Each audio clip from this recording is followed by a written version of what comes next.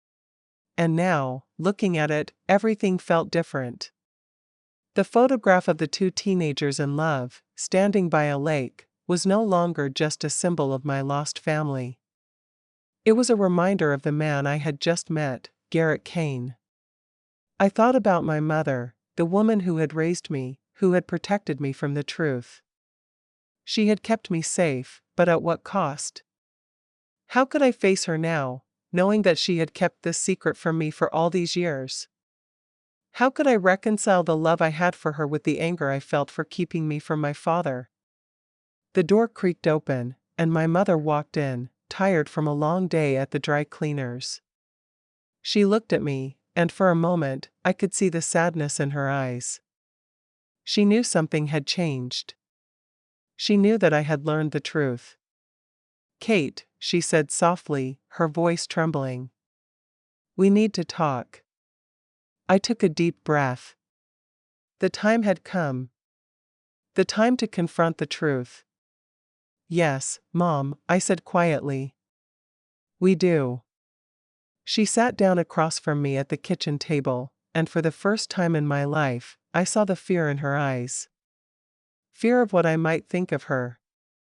Fear of the truth she had hidden for so long. "Kate," she began, her voice shaky. "I never wanted to hurt you. I never wanted you to feel like you didn't have a father. But when I found out I was pregnant, I was scared. I didn't know what to do. I thought I was protecting you. I thought I was doing what was best for you." I nodded slowly, feeling a lump form in my throat. "But why didn't you tell me the truth? Why didn't you tell me that Garrett was alive?" She wiped away a tear, her hands trembling. "I was young, Kate. I was scared. Your father, he was from a different world. My parents didn't approve of him.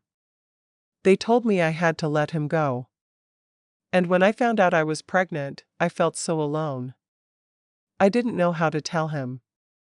I didn't know how to face him." I sat back in my chair, trying to process everything she had said. My mother, the woman who had always been my rock, had made decisions based on fear and shame. She had kept me from my father because she thought it was for the best. But now, I had a chance to change that. To find my father. To understand the truth. "Mom," I said softly, "I met him today. Garrett. He's alive. He's been alive all these years, and he never knew about me." The color drained from her face. "No. No, that can't be possible." I nodded. "He's real, Mom. He's here, and he wants to be a part of my life. And I want to know him. I want to understand why everything happened the way it did."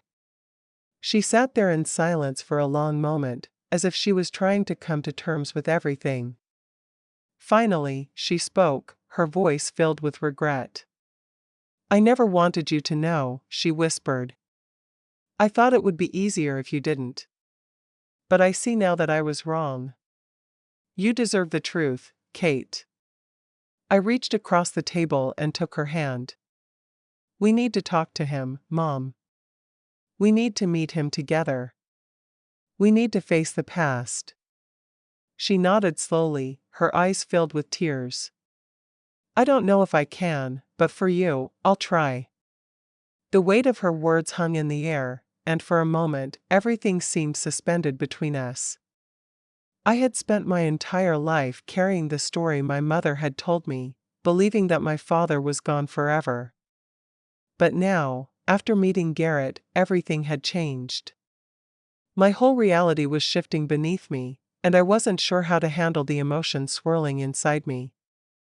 It had been a few days since I had learned the truth, and now, I needed to take the next step. I needed to meet Garrett again, and this time I wanted my mother to meet him too. She had agreed, but I could see the fear and hesitation in her eyes. She wasn't ready to face the man she had once loved, the man she had kept from me for all these years. The following morning, I reached out to Garrett. I told him about the conversation I had with my mom, how she had agreed to meet him, but it was clear that she was terrified. Garrett, to his credit, understood.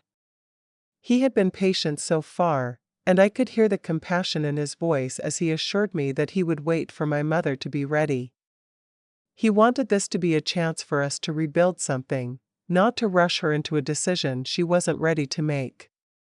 I couldn't stop thinking about the moment we had shared in the diner, the way he had looked at me when I had told him who I was. The pain in his eyes had been undeniable, but there was also a flicker of hope. Hope that after all these years, he could be a part of my life. A part of my mother's life. It was now up to her. I couldn't force her to face the past, but I knew deep down that she needed to. She had carried this secret for so long, and it had affected both of us. It had shaped the way she had raised me, the decisions she had made, and the relationships she had avoided. It was time for her to face the truth, for both of us. That afternoon, after work, I sat at the kitchen table, waiting for my mother to come home. I had arranged for Garrett to meet us at Murphy's Diner again, the place where it all started. I had a feeling that it was the right place for this moment, a neutral ground where we could finally begin the healing process. But as the minutes passed, I couldn't help but feel the anxiety building in my chest. I knew how difficult this would be for her. When the door creaked open, my mother walked in, looking exhausted from her long day at work. She was still wearing the same old faded dress she had worn to the dry cleaner every day for the past few years. But today, something about her seemed different. She was standing straighter, as if the weight of the past was starting to lift off her shoulders.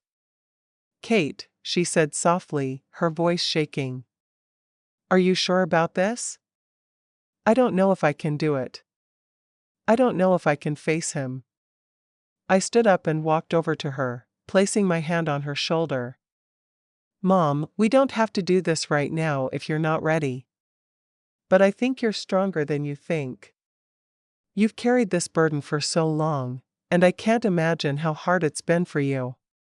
But I believe you deserve to see him again. You deserve to see the man who loved you, the man who never stopped thinking about you. And you deserve to have the chance to fix this." She looked at me, tears welling in her eyes, and for the first time in a long time, I saw the raw emotion she had kept hidden for years. The guilt, the pain, the regret, all of it was finally surfacing. "I was afraid, Kate," she whispered. "Afraid of facing him. Afraid of what he would think of me after all these years. I didn't want to hurt you. But I see now that keeping this from you was just as much a lie as the one I told myself. I never stopped loving him. And I never stopped loving you." I pulled her into a tight hug. "You don't have to be perfect, Mom. You just have to be real. And I love you for being real with me." She nodded, wiping her tears away. "Okay, Kate. Let's go. Let's do this. Let's face the past and see what the future holds." We drove to Murphy's Diner in silence. The car ride felt like an eternity, the tension between us palpable. I could feel my mother's fear, her anxiety about what was about to happen, and I shared it. But I also knew that this was the right thing. We had to face Garrett, we had to face the truth, and we had to move forward. When we arrived, Garrett was already there, waiting in the same booth where I had first met him. He stood up as we walked in, his eyes searching for my mother's face. And when he saw her, there was no mistaking the love and longing in his gaze. It was as if all the years had disappeared, and for a moment, they were the same two teenagers in love, standing by the lake. "Linda," Garrett said softly, his voice full of emotion. My mother hesitated for a moment before she stepped forward. "Garrett," she said, her voice barely above a whisper. They stood there, facing each other, and for the first time in years, they didn't have to hide their feelings. There was no anger, no resentment,